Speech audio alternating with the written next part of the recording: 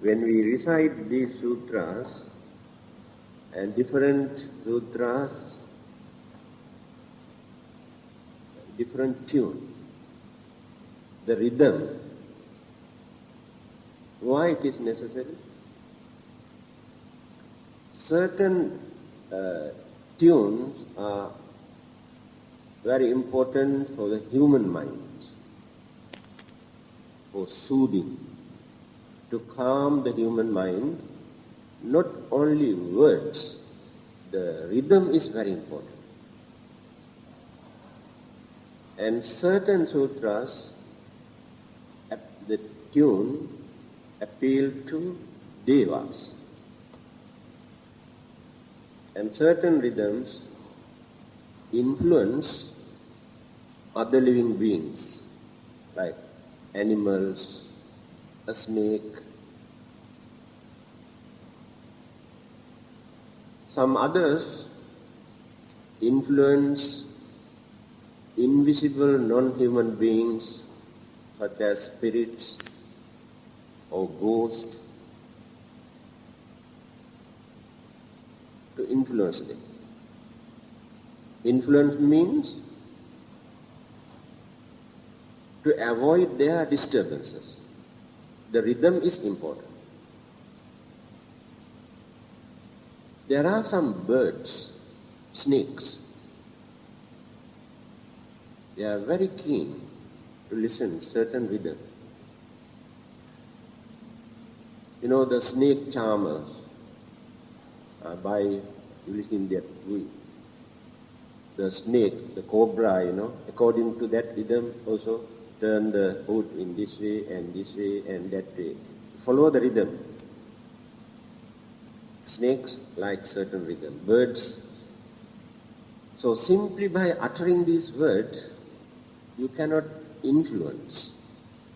The rhythm is very important. In every religion there is some sort of rhythm. When you listen to Quran reading, very soothing. The voice and the rhythm. Of course, people have religious prejudices. Therefore, some people don't like to appreciate. This is our human weakness. But listen unbiasedly. I really enjoy that. That rhythm, the way how they recite.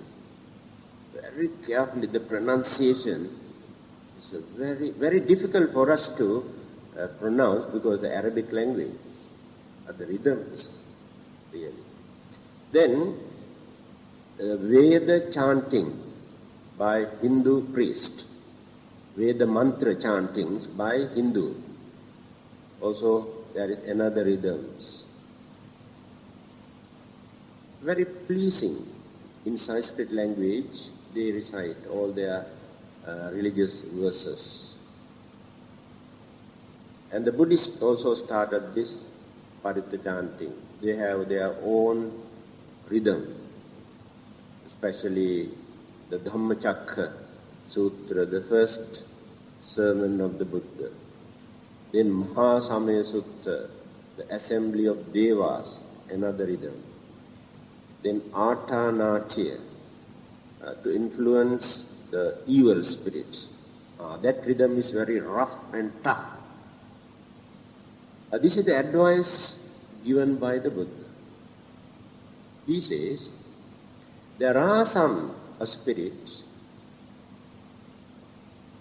who never obey, who never listen, never surrender. If you talk to them smoothly, they don't listen. You have to raise your voice, shout at them. That sound vibration creates to influence their mind to harm. You see, in Artanati Sutta, there are few words. Ujjhapetabhang, Vikkanditabhang, Viravitabhang. Now these words, you see, raise your voice. and pronounce the word louder, create sound vibration as a force. Now this is a psychological approach. This we can understand. When you talk to our children nicely, they don't care, they don't listen. Then you raise your voice and shout. Now these are human beings. And certain spirits or devils or yakas are very stubborn. They come to see the Buddha also, group by group. And the Buddha says how they behave. Some of them just come to the Buddha and say, "Hello, how are you?" That's all, sit down. Some others just come, sit down, no talk, no respect. Some others just come and sit down, no talk, nothing. So proud. And some come and pay respect and sit down. After listening to his discourses, and some of them behave in the same way. Some of them just get up and walk out. No need, doesn't want to see the face also. And some others thank him and pay respect. You see, when you read Atanatiya Sutta, you can say, Appe kacche tunhi bhuta tatthe vantaradhavi. Tunhi bhuta. Just quietly walk out without saying even thank. So this is the nature. There are some human beings also when they come here. They also behave exactly like them. There is no difference, sometimes you can see. So then, what is there actually for us to use as the power or the authority to influence others, to protect others, simply by chanting these sutras? Still people cannot understand. First thing, our mind. Now, when we recite this for others, at that time, directly we have to focus our mind towards that particular person or group of people.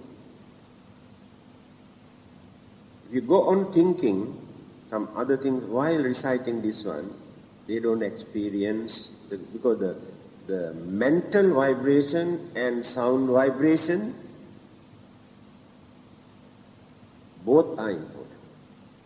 Sound alone cannot influence. Now when you recite a mantra, actually you do not know what you recite. And you never divert your compassion, kindness, but some people do that. So, the mental attitude is important.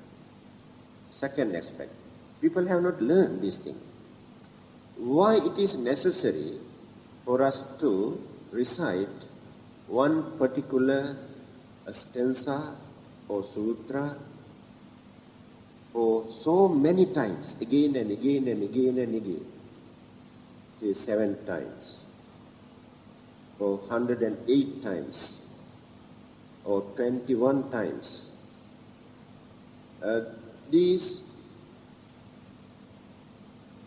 numbers they have given,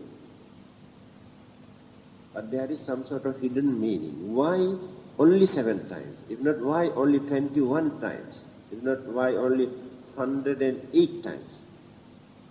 The numbers give different meaning. But it is not in the religious language. Now take, for instance, you take glass of water. and recite. When you recite, you have to concentrate, you have to divert your mind. For what purpose? To whom you are doing this? Or for you or for others? And you do not know how much mental energy you impart into this glass of water. These energies accumulate in the water. The more you recite, and this will become more effective. That's the meaning of the recital of so many times. The more you recite, so much the better. Again, for you, when you recite for you, while reciting, you calm your own mind. Because at that time you develop your devotion, your confidence, and you do not allow some other sources to come and disturb the mind. So some sort of calmness there in the mind. Very difficult to develop this mind up to that extent. Therefore, chanting is very important to concentrate, to calm the mind, and to avoid rubbish, evil thoughts, and to protect us from various external sources. The mind and the sound vibration both work together. Then assume, now I am going to chant for you. And you just listen. But your minds are running here and there. Then you won't be able to experience good results. You had to divert your mind towards this sound, this recital. I had to divert my mind towards you. Then this relationship, communication, create the effects. The more you concentrate, the more you develop your devotion and confidence, the more you experience the good result. Another aspect. When you analyze these words that we recite, all are meaningful words. Every word conveys some sort of virtues, qualities, good qualities, wisdom, kindness, compassion. All are virtuous. Then the power of the Buddha, Dhamma, and the Sangha. What is this power? Still people cannot understand what sort of power it is. The Buddha, by developing, cultivating, accumulating all the great virtues, knowledge and wisdom and enlightenment, developed this bala, this power, this energy. And this power never disappeared. The power that he generated never disappeared. His physical body disappeared. Take a very simple example. The man who has discovered this electricity, he used his knowledge and wisdom. The one who has discovered this is no more. But his wisdom still remains. This brightness today we are enjoying because of that wisdom. Atomic energy discovered by those scientists. They were dead and gone. But the energy must remain forever. It is up to us to use this either for constructive or destructive purpose. That is our mistake. When they wanted to discover, they never had such ulterior motive that they want to misuse this energy for destructive purpose. And later we have diverted this to create a lot of disasters, destruction. So the wisdom and the enlightenment and the power discovered, revealed, radiated by the Buddha never disappeared. So every time when you remember him, when you respect him, when you develop confidence in him, when you recite the word uttered by him, that power is still working. Then the Dhamma. What is Dhamma? Dhamma is justice and peace and truth and reality. This is called Dhamma. And these are the most powerful thing in this world. The power of the truth. Now when you develop your compassion, it is the power of the Dhamma is there. And that power again protects you in return. So when you develop your sincerity without bluffing others, you do not know, you develop a lot of power in you. Some people may try to swindle you, but many others respect you, honor you. They don't suspect you. When they come to know that you are an honest man, they respect you. This is the power of this Dhamma. When people come to know that you never harm another person, you are a harmless person, then people never suspect you. They love you. They like you. They never disturb you. That is the power of the Dhamma. So people cannot understand these things. Therefore, for everything they refer to God. But when you define this word, God, again we have to come back to the same qualities and virtues. That's why, according to their interpretation also, God is within you. God is not somewhere else. That means the power, confidence, devotion, the virtues that you have developed, God is within you, not somewhere else. When this question was put to the Buddha, where is Nirvana? He has given the same answer. Nirvana is not somewhere else. It is in your mind.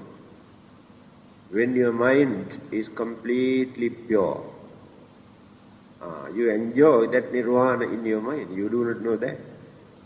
It is Nirvana.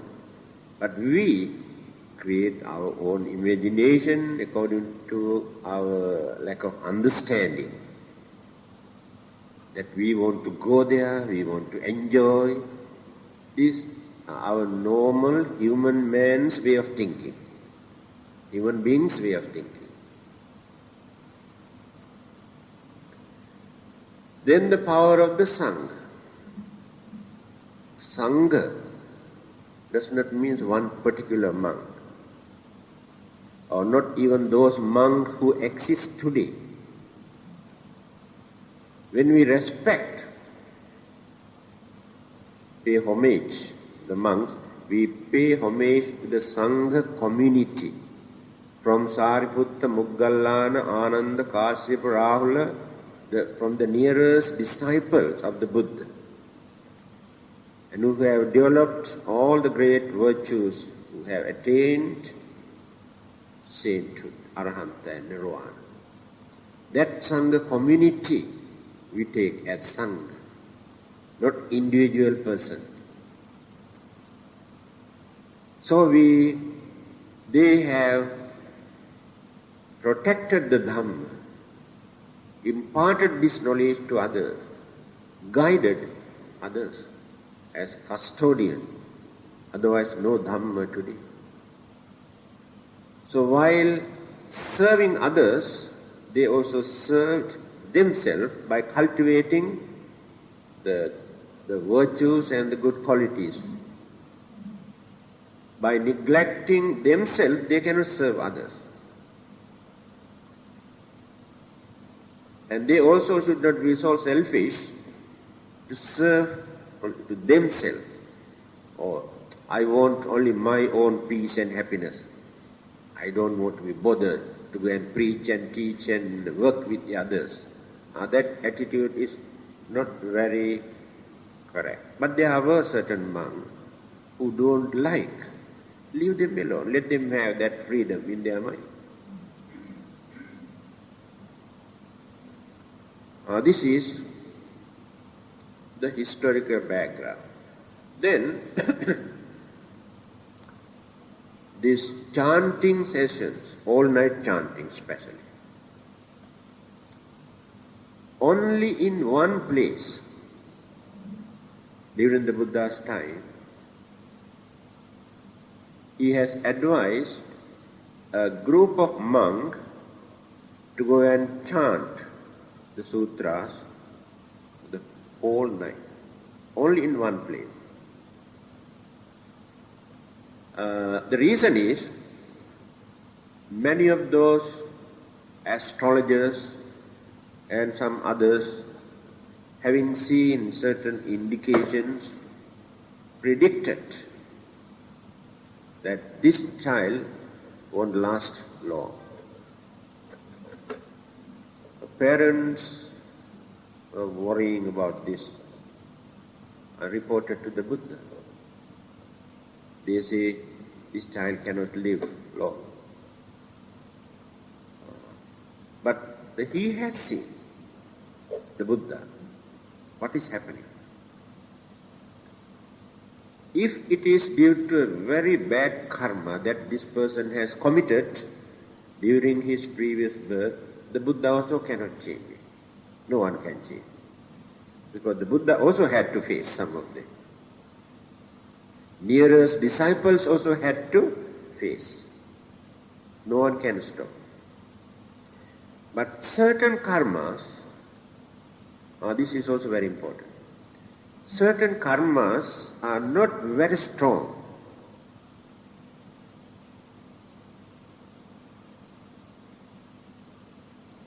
By using virtues and good qualities and compassion in our mind, the mental vibrations and the virtues that we develop can topple this minor karma, the reaction. It does not mean that we can abolish, eradicate completely. We can stop for the time being, or within this lifetime. So this kind of chanting or meditation, recitals work to protect some people. Here, the monks, they have done this chanting the whole night. The child grew up as a very healthy young man. He didn't die. Lived up to the maximum. And another occasion, Alavaka, the demons or the cannibals or the one who wanted to kill the Buddha and eat, that lady who tried to eat my finger. So, the king has promised to send somebody, one person every day. This man, this devil, can eat one human being one day, just like small chicken. One day, one human chicken. So, on that day he has sent the child. For his protection he is doing this. Because the devil said, if you break your promise, I come and catch you. So for his own protection he is sending one by one. So before that, the Buddha approached. He wanted to kill him, did not work. He is powerless. The Buddha is more powerful. He had various techniques to approach a different person. We know that he is the most compassionate, very kind person. But on certain occasion, he had to stand like giant, very strong, according to the mentality of that particular person. So he wanted to torture the Buddha. He obeyed him 3 times. 4th time when he was asked to do that, then he stood, the Buddha, just like a giant. He raised his voice. He said, I am not going to listen to you. You can do anything, whatever you like.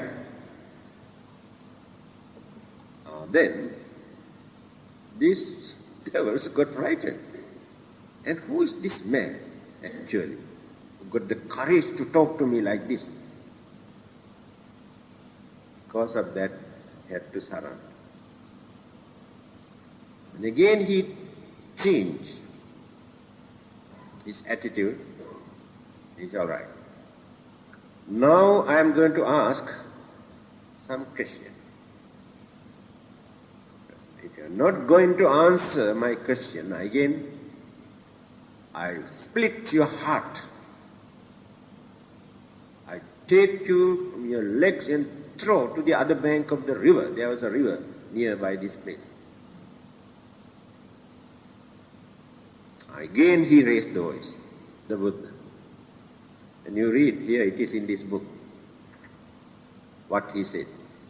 He said, he raised his voice and said, Nakkvahantang avso passami sadevake loke samarke sas samara brahmaniya pajaya sadeva manusaya.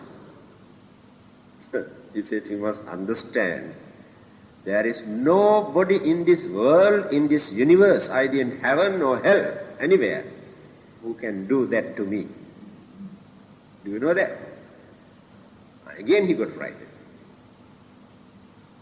He said, who is this man? And he said, not necessary to talk too much. If you have any questions, you can ask. Then he asked, Kingsu Davittang Purisassa Settang, Kingsu Sichinno Sukumavati, Kingsu Haves Adutarang Rasanang, Katanji Vinji Vitamau Settang. Very interesting discussion. Then the Buddha started. Saddhi Davittang Purisassa Settang. After that, surrender. Then he said, I want to become one of your followers. Paid respect. Meanwhile, that child was brought and offered to him in front of the Buddha. Now he feels very shy, very funny. So he accepted the child and handed over to the Buddha. And then the Buddha, while holding this child, he said, Dīghāyuko hotu ayang kumara tuanca yakha sukhito bhavahi. child, my dear child, may you live long, Dighayipo. Tuancha yakka, yakka means devil. You also, Sukito Bhavai, may you be well and happy. Refer to the devil. That is the end of the story, settled everything. And he blessed the child, the Buddha, uttering this word, Dighayipo Tvayang Kumara. So one day, the Buddha was very sick. Then, one of the disciples, known as Chunda, Maha Chunda, is here in this book. He went to see the Buddha, having heard that the Buddha was very sick. Then, he asked, how are you? How do you feel? Then the Buddha says, severe pain, intolerable. Then he said, Chunda, why not you recite this Satta Bojjhanga here in this book, a sutra. Recite Satta Bojjhanga. Then he started to recite. The Buddha was listening. After these recitals, Chunda asked, how do you feel now? Buddha said, I feel very much better now.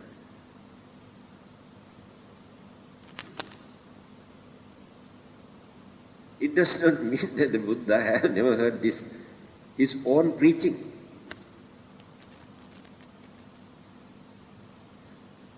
First reason that he wanted to encourage others also. Because if the Buddha also paid attention, invited to come and recite for him, what about the others?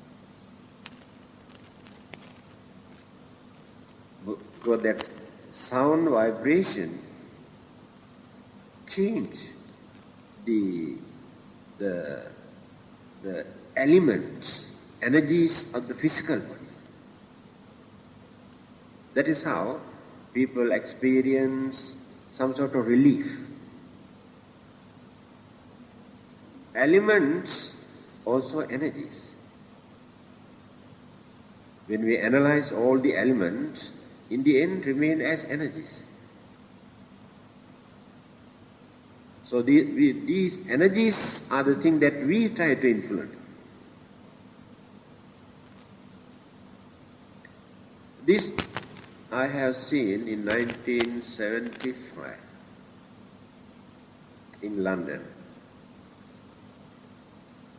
When I was there, we were invited to go and chant to a Buddhist scholar, Pali scholar, Mr. Hegel.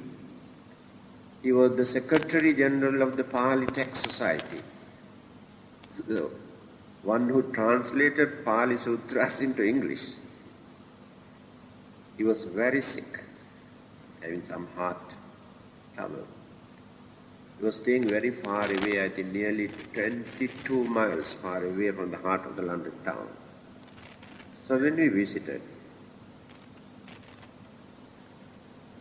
so he paid respect. So 3 of us. Then he told, Reverend, can you recite these Bojjhanga Sutras for me? Because he knows, every word he knows, meaning it. Can you recite? I said, can. So we started reciting. And he was listening with folded hand. So listening word by word, he is acknowledging, because he can understand what we recite.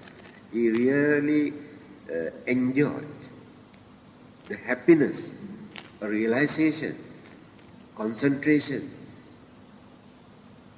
that he developed at that time. I was watching very carefully. Then after our chanting, he was lying down all the while.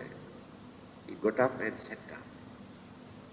He See, now I feel a big relief, in my body. The happiness, confidence developed it, and understanding. So at that time, they were planning to buy a new house in London. He knew. So immediately he gave a check, a big amount, pounds, as a donation to that temple. Now here, after learning a little bit of Buddhism, people maintain some sort of pride in their mind. Oh, we know all these things. We know what these monks are chanting and all this. They are very stupid people, Look at the Pali scholar who can understand every word, how he appreciated. See the way how Buddha invited his disciples to come and chant for him. These are very good examples for us. So we should not think in that way, oh, we know all these things. Or if not, we also can recite. Because when you recite, difficult for you to develop so many sources, energies, because you are alone. And only one mental energy there. If there are few monks or some others, all their mental vibration join together, become more energetic force, get more confidence. So many people have not realized this.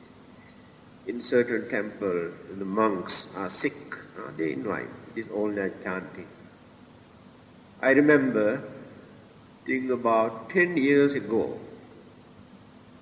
Venerable Narada, one who has written a lot of books, the Manual of Buddhism, Manual of Abhidhamma, and Buddha and his teaching, a big book, and Buddhism in a nutshell. So many books he has. First Buddhist missionary to this part of the world, he has done a wonderful service. He died, I think, about 1 year ago, at the age of 88 or 89. He was very sick in Singapore. In fact, Sri Lanka government informed the High Commission there to attend to him. If anything happened, ask them to attend, because the government wanted to give honor for him. He was so serious. But that day we organized an all-night chanting in Singapore temple. He could not walk. People carried him, the wheelchair. He was sitting in front of us. Then I gave a talk before our chanting, that services that he has rendered here in this part of the world to introduce Buddhism. In fact, he has paved the way for us to come. Otherwise we have no chance to come. He has prepared the ground for us to come and work here. The credit must go to him. He is the pioneer. And I gave it. Then when I was talking like this, I was watching, the tears pouring, happiness created in his mind. Purposely I did this to please his mind. He could not talk even one word on that day. No voice. Then we started our chanting. After listening for a few hours, tired, he wanted to go and take rest. Going back. We continued the whole night. Next day morning, he could talk, laugh, eat. See, what are the sources? Energies are there. The atmosphere that we have created, the sound vibration. And we also have done this with confidence, kindness, compassion towards him. And how many monks were there? all of them have diverted their mind toward him immediately. So, next day, after dana, when we wanted to come back, we went to pay our respect. Then he said, I want to offer each of you something from me. The devotees might have offered certain thing, but I have not given you anything. So he went on searching everywhere in fountain pen and pocket watch and handkerchief or towels or whatever he had, and given to each monk. Happiness. So this chanting, for the last 2,500 years, all over the world, devotees experience. Then, another secret I think I have revealed, why the Buddha words are so powerful. I think you can remember. What is that? It's also important. Before his enlightenment, the determination he has developed in 3 ways to become the Buddha. Determination, aspiration. Mano panidhaya, vak panidhaya, kaya panidhaya. 3 ways. During the first period, only mana, mind. Only in his mind, contemplating, thinking, that one day he wants to become a Buddha, that's all. He maintained this for a longer period, life after life. Later he developed further. That is called vak. Vak means words. Then he started to tell others, I want to become a Buddha. Before that he never uttered even one word. I am working for that. Then the words also that he used, without misusing, without abusing, he developed this for a longer period. Then come to the last stage called kaya panidhaya. Kaya means body. Started to work for that.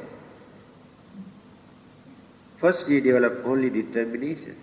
Then he developed words. Then action. By using his full effort, he used his body to do good work, good services, not to misuse his physical body. Do not know how long. But even then, he says, while he was practicing all these perfections or paramitas, occasionally he has violated certain precepts, because he is not a holy man. He is an ordinary man, but virtuous man, with a strong conviction, such as killing, or stealing, or sexual misconduct, and drinks and drugs and all these things he has done occasionally. But after becoming the Buddha, when he surveyed, traced back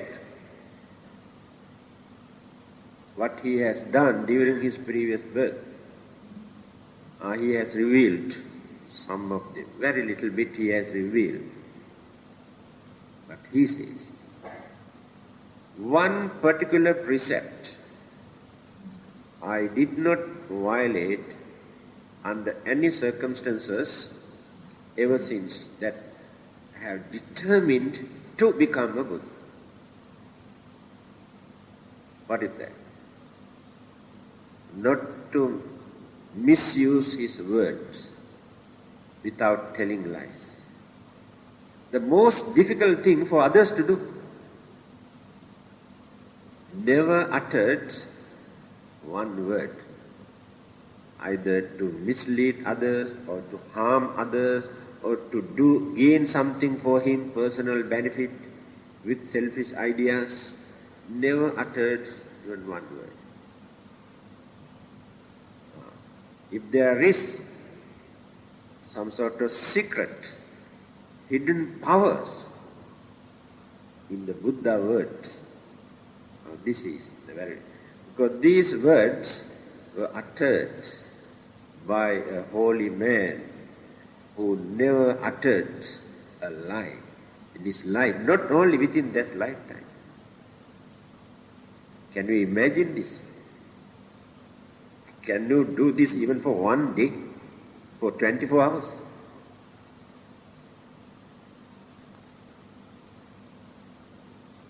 So, after his death, actually, there were very few Buddhists at that time, during the Buddha's time.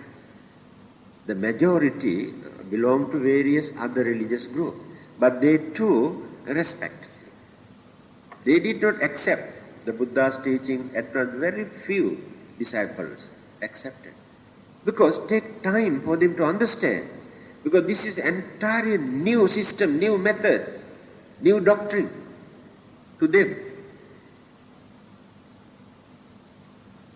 Still, many people cannot understand why the Buddha did not advise monks to become vegetarian. Still, they cannot understand. Because they consider our way of life today. When those monks go out, people don't bring, there are no such devotees at the beginning. Go out for their alms round. Their system is not to choose some particular house. That is one of the principles. They must go to each and every house. Should not overlook even one. Whether they are Buddhists or Hindus or Christians or Muslims, or it is immaterial. That is their principle. So, nearly 95% of them belong to non-Buddhist group. But they visit, asking their food. So when they visit their houses, they offer whatever they have prepared as their food. Whether it is vegetable or rice or meat or fish, or this makes no difference. For their survival at that time, it is very important. No such organized dana at that time, at the early part of the life. People cannot understand this thing. So, after his death, 1 week after his death, the dead body, the king also came. He was not a Buddhist, but pay respect. The dead body is carrying out. Huge crowd assembled just to see. Mostly non-Buddhist. One voice, irrespective of their religion. They said, here, this is the dead body of a man who never uttered a lie. This is the credit that they have given to him. Do you think people say the same thing when we die? They may say he's the number one crook, although thousands of people assemble to attend the funeral, this fellow is a number one crook. That is the credit that we give. So,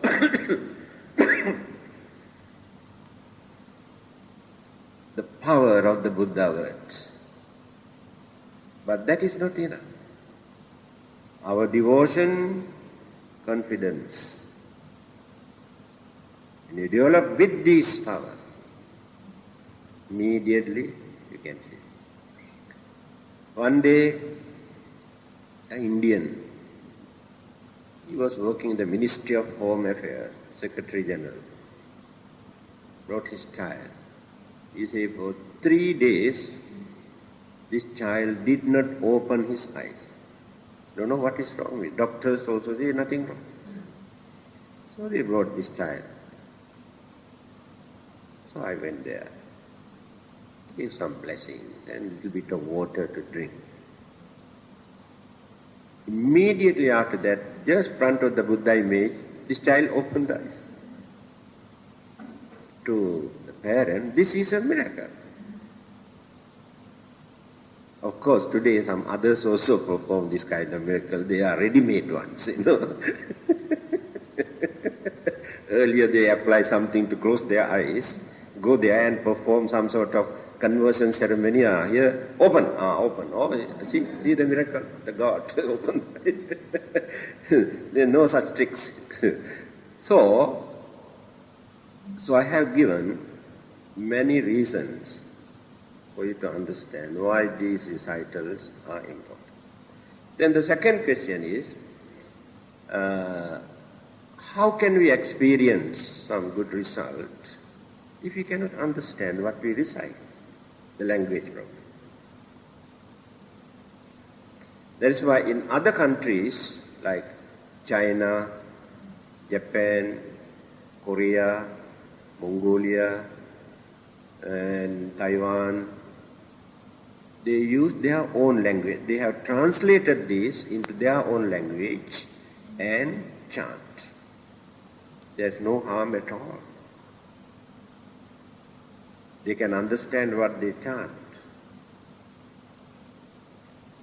But our belief is that these words are the Buddha words, uttered by the Buddha, the language spoken by the Buddha.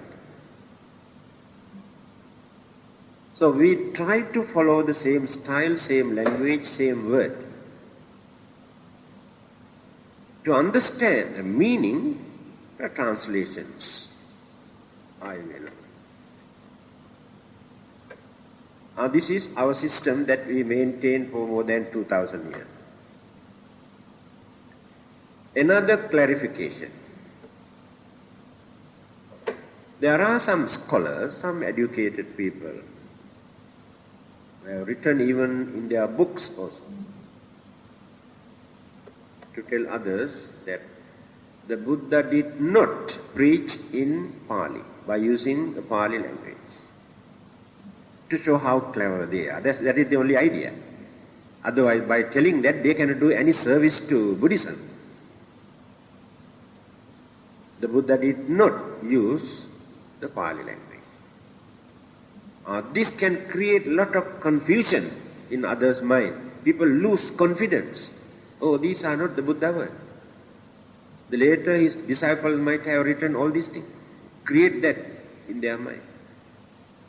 To clarify this. There were 6 languages at that time. Surasena, Paisati, Apabhransa, Magadhi, Ardhamagadhi, Sanskrit.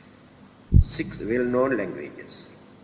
Colloquial, different languages and different district, provinces.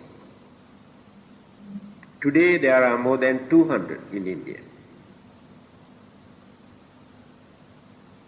So, the Buddha has studied Sanskrit and other languages also. And he knew the Sanskrit language was used by the Brahmins. It is the language of high-class Brahmins, religious language, Sanskrit. Very rich language. Even German, English, Russian, when you study very carefully how many Sanskrit words are there, derived from Sanskrit. And here, Bahasa, I think more than 50% Sanskrit word in the dictionary you can see. And other countries around this area, Thailand, Burma, Pali and Sanskrit. But ordinary people cannot understand this Sanskrit language. Therefore, Buddha did not choose that language to preach. Then, the province, the name of that province where he spent much of his time is called Magadha. Magadha province in northern India. So at that time, they used this language. It is not entirely different language, similar to Sanskrit, but easy to pronounce. Now when you take few words, you can understand, like karma and kamma, nirvana and nibbana, dharma and dhamma, punarbhava and punabhava, Pali and Sanskrit. Easy to pronounce. So, he had to use that Magadhi, the Magadha, the language used by the people in Magadha province.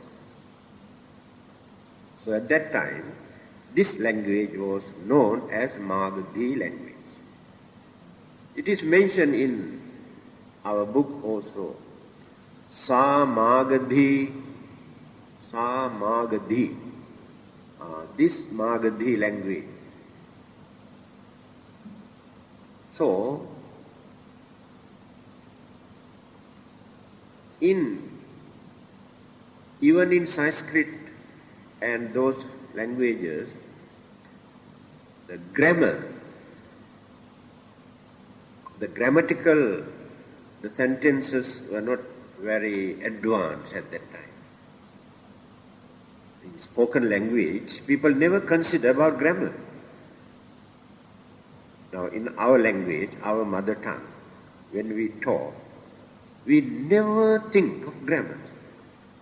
We can talk without grammar, but people can understand very clearly. And Hindi language also, very easy to understand. The grammatical influence there is a very little bit only. So people can understand very easy. But Sanskrit is very hard. So in this Magadhi language, the terms, explanations given by the Buddha is very simple. The way of talking is very simple. This you can understand. When you read one discourse, one sutra, you can see the same thing going on, repeating again and again and again and again and again and again in one sutra, sometimes 10 places. That is their way of talking. These sutras are not essays written by the scholars to show the style of the language and easy to remember. So, carried out for nearly 500 years in oral tradition, in memory, by the disciples, Arahantas. Remember, these disciples are not like ordinary monks, they are Arahantas. Their minds are pure, completely pure. Their memory is remarkable because no other worries in their mind. And they have divided different sections, group by group, to maintain. And the teachers, they always maintain, now it is our duty to train our disciple. Went on like this for 500 years. So after 500 years, when some problems and difficulties and what you call famine and disasters, they decided the time has come for us to record, write down. Before that, no written record. Even in Christianity also, during the Jesus time, there was no written record. Everything was written by St. Paul's and what you call and Augustine and Luke and Mark and all these disciples.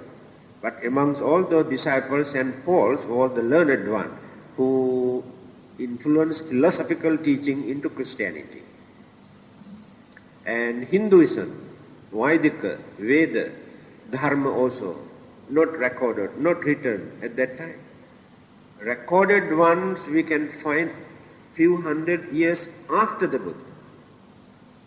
But Hinduism or Vaidika Dharma existed few thousand years earlier, but no written record or anything in memory. So, they have decided to record.